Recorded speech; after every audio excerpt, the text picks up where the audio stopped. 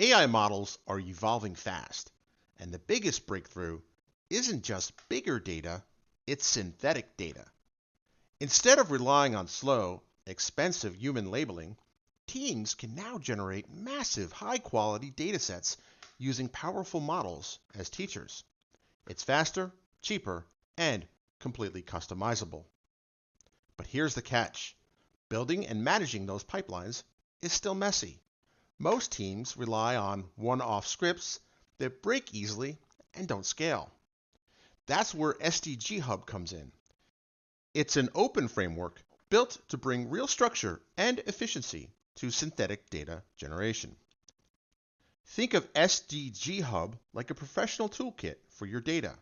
It's made of modular, reusable blocks, simple units that take in, transform, and pass it on. Snap those blocks together, and you've built a flow, a complete data pipeline that's scalable and repeatable. You could define flows in Python for full control or in YAML for a quick no-code layout.